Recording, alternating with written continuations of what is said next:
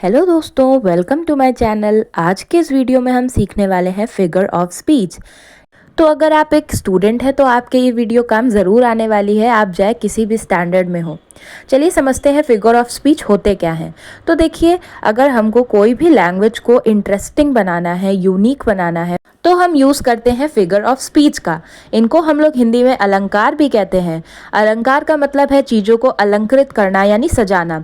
तो अगर हमें अपनी लैंग्वेज को सजाना है या फिर अच्छे से उसे रिप्रेजेंट करना है जो कि सुनने में इंटरेस्टिंग लगे, इसीलिए हम लोग फिगर ऑफ स्पीच का यूज़ करते हैं। तो हम सिंपल डेफिनेशन कह सकते हैं, a figure of speech is a special way of using words to make language more interesting, creative और ड्रामेटिक। चलिए इसके टाइप्स पे आते हैं। तो सबसे पहला टाइप है सिमिली, यानी यहाँ पे हम करेंगे कंपैरिजन। ठीक है ना, कंपैरिजन करेंगे, लेकिन हम लोग कुछ स्पेशल वर्ड्स का यूज़ करेंगे जो कि है लाइक, एज। जब दो चीज़ों का कंपैरिजन होगा और बीच में वर्ड्स आएंगे एज, लाइक, तो हम लोग क्या समझेंगे, ये है कौन सा फिगर ऑफ स्पीच, सिमिली। देखिए जैसे इसका एग्जाम्पल है, she was as busy as bee, यानी वो बिल्कुल किसकी तरह बिजी थी, बी की तरह बिजी थी। तो यहाँ पे उसका कंपैरिजन करा गया है बी यानी एक मधुमक्खी से, और बीच में वर्ड्स यूज़ करे हैं एज, एज। ठीक है ना। और सेकंड में क्या है, जैसे his words were smooth like butter. ठीक है, तो उसके वर्ड्स किसकी तरह स्मूथ थे, बटर की तरह स्मूथ थे। तो उसके वर्ड्स का कंपैरिजन किससे करा गया है, बटर से करा गया है। वैसे ही एज फास्ट एज चीता, यानी किसकी तरह तेज दौड़ रहा था, चीता की तरह तेज दौड़ रहा था। तो यहाँ पे क्या होगा, एज और लाइक जैसे शब्दों का यूज़ होगा और हम लोग कंपैरिजन करेंगे, तो ये हो जाएगा simile figure of speech. Next है हमारा मेटाफर। देखिए यहाँ पे क्या होगा, कंपैरिजन तो होगा, लेकिन हम लोग ना यहाँ पे लाइक का यूज़ करेंगे ना एज का, यानी हम लोग बिल्कुल डायरेक्ट कंपैरिजन करेंगे, किसी भी वर्ड का यूज़ नहीं करेंगे। जैसे पहला एग्जांपल है टाइम इज़ मनी। ठीक है, समय ही पैसा है। तो यहाँ पे हमने ये नहीं कहा कि समय पैसे की तरह है, हमने सीधे सीधे बोल दिया समय ही पैसा है। यानी यहाँ पे किस तरह का कंपैरिजन होगा, डायरेक्ट कंपैरिजन, किसी भी वर्ड का यूज़ नहीं करेंगे। Her voice was music to his ears, उसके कानों के लिए बिल्कुल संगीत थी, संगीत की तरह नहीं थी, बिल्कुल संगीत थी। यानी यहाँ पे हम लोग क्या करते हैं, डायरेक्ट कंपैरिजन। नेक्स्ट है हमारा पर्सोनिफिकेशन, यानी मानवीकरण। इसका मतलब है जब हम लोग नॉन लिविंग थिंग को इस तरह से दिखाएंगे जैसे कि वो बिल्कुल लिविंग थिंग हो, यानी वो ऐसी एक्टिविटीज़ कर रही होंगी जो कि लिविंग थिंग्स करते हैं, वहीं पे होता है personification figure of speech. Personification gives human qualities to animals, object और आइडियाज़। ठीक है, यानी कि नॉन लिविंग थिंग कुछ इस तरह के काम कर रही होंगी जो कि लिविंग थिंग करते हैं। जैसे मैंने कहा, opportunity knocks at the door but once, जैसे मौका दरवाजे पर एक ही बार खटखटाता है। ठीक है, तो अब मौका क्या है, एक नॉन लिविंग थिंग है ना, लेकिन वो खटखटा रहा है। तो यहाँ पे क्या हो रहा है, नॉन लिविंग थिंग का बिल्कुल इस तरह से दर्शाया जा रहा है जैसे कि वो लिविंग थिंग हो। तो यहाँ पे क्या हो जाता है, पर्सोनिफिकेशन हो जाता है।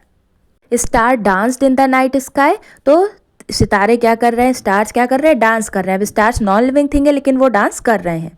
ठीक है, नेक्स्ट है हमारा हाइपरबोला। हाइपरबोला का मतलब है, जैसे हम लोग आम भाषा में भी कहते हैं ना, बहुत फेंकता है वो, है ना, यानी कि बढ़ा चढ़ाकर अतिशयोक्ति में बात करना। तो कभी कभी क्या होता है, हम लोग कोई बहुत ही बड़ी बात, जैसे उसने रो रो के बिल्कुल नदियाँ बहा दी, तो क्या कोई इतना रो सकता है कि नदियाँ बह जाए, लेकिन नहीं, हम उसको क्या कर रहे हैं, अतिशयोक्ति यानी हाइपरबोला वहाँ पे यूज़ कर रहे हैं। तो जैसे लिखा, I have a ton of homework, मेरे पास टन ऑफ होमवर्क है, तो क्या सच में टन ऑफ होमवर्क मिलेगा, नहीं। ठीक, she rain faster than the wind, वो हवा से भी तेज दौड़ी, तो क्या कोई हवा से तेज दौड़ता है, नहीं। लेकिन ये क्या है, हाइपरबोला, यानी बात को बढ़ा चढ़ाकर कहा गया है, ओवर स्टेटमेंट करी जाएगी। ठीक है, वो हंसी मजाक के लिए भी हो सकता है या फिर केवल पोएट्री को अच्छा बनाने के लिए भी हो सकता है। तो ये क्या था, हाइपरबोला था, यहाँ पे बात बढ़ा चढ़ाकर कही जाएगी। अगला क्या है, ऑक्सीमोरॉन। ऑक्सीमोरॉन का मतलब है बिल्कुल दो उल्टी बातों को एक साथ कहना, बिल्कुल दो अपोजिट बातें हैं जिनका कोई मतलब नहीं, लेकिन इनको क्या कहना, साथ में कहना। ठीक है, जैसे मैंने कहा बिटर स्वीट मेमोरीज, तो बिटर का मतलब क्या होता है, कड़वा, और स्वीट का मतलब मीठा, यानी ऐसी यादें जो कड़वी भी थी मीठी भी थी, तो उन्हीं को हमने क्या कह दिया, बिटर स्वीट। यानी दो बिल्कुल अपोजिट वर्ड हम लोग क्या कर रहे हैं, एक साथ यूज कर रहे हैं। यही होता है ऑक्सीमोरॉन या फिर विरोधाभास। एक और एग्जाम्पल देखते हैं, जैसे डेफनिंग साइलेंस। डेफनिंग का मतलब क्या होता है, बिल्कुल बहरा कर देने वाला, यानी इतना साइलेंस, इतनी शांति कि वो बिल्कुल हमें नोटिस हो रही है, वो अलग से हमें पता चल रही है, तो इसी को हम लोग क्या कहेंगे, ऑक्सीमोरॉन कहेंगे। नेक्स्ट है हमारा एलिटरेशन। इसमें क्या होता है कि सेम साउंड के वर्ड्स रिपीट करते हैं, ठीक है ना। यहाँ पे क्या होगा कि जैसे हम लोगों ने वो चंदू के चाचा ने चंदू की चाची को, तो यहाँ पे चाचा रिपीट हो रहा है ना, वैसे ही यहाँ पे भी होता है कि सेम साउंड के वर्ड का रिपीटिशन होगा। जैसे she sells sea shells by the sea shore, ठीक है, यहाँ पे एस एस एस रिपीट हो रहा है ना, ठीक है। तो ये कौन सा हो जाएगा, हमारा एलिट्रेशन होगा। यहाँ पे क्या होगा कि कॉन्सोनेंट का या फिर बिगनिंग वर्ड्स का रिपीटिशन होगा। नेक्स्ट है हमारा ओनोमैटोपोइया। तो ओनोमैटोपिया में क्या होगा, यहाँ पे जो भी साउंड होता है ना चीज़ों का, उसके बारे में बताया जाएगा, ठीक है। जैसे द बी बज्ड, तो मधुमक्खी कैसी आवाज़ निकालती है, बजिंग, है ना, उसकी आवाज़ को बजिंग कहते हैं। और दरवाज़ा खुलता है तो वो क्रीक की आवाज़ करता है, द डोर क्रीक्ड ओपन, ठीक है। तो ये कैसी आवाज़ हो गई, ये जो भी ऑब्जेक्ट्स होंगे उनकी आवाज़ों को बताएगा, उसमें ही हम लोग कहते हैं ओनोमोटोपिया। इसमें सभी एनिमल्स के साउंड जैसे म्याऊ मू, है ना, और जो भी चीज़ों की आवाज़ होती है, थिंग्स की आवाज़ होती है, जैसे रिंग करती हैं बेल्स, ठीक है, बूम और बज़, है ना। और जो भी एक्शंस होते हैं जैसे हम लोग टिक टॉक, ऐसा, है ना, जो भी गिगल्स हो गए, मुस्कुराना हो गया, तो ये सारे साउंड किस में आ जाते हैं, ओनोमैटोपोइया में। नेक्स्ट है हमारा आयरनी।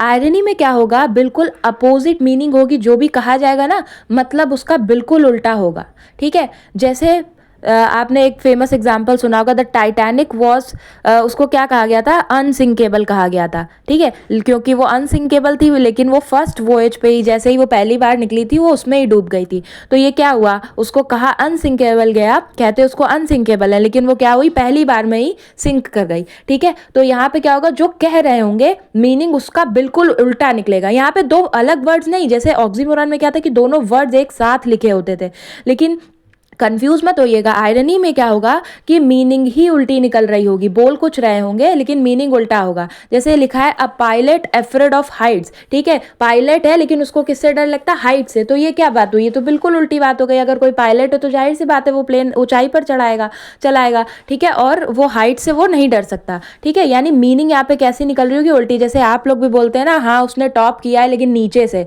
ठीक है। तो ये कैसे एग्जाम्पल्स हो गए आयरनी के, यानी बोलेंगे कुछ लेकिन मीनिंग उसका बिल्कुल अपोजिट होगा, ठीक है। आई होप आपको ये वीडियो समझ में आई होगी, और अगर आपको सच में समझ में आई है तो मेरे चैनल को लाइक शेयर और सब्सक्राइब ज़रूर करना। और आपको कोई भी डाउट हो तो आप कमेंट सेक्शन में ज़रूर बताइएगा। मिलते हैं नेक्स्ट वीडियो में, till then bye bye, thanks for watching.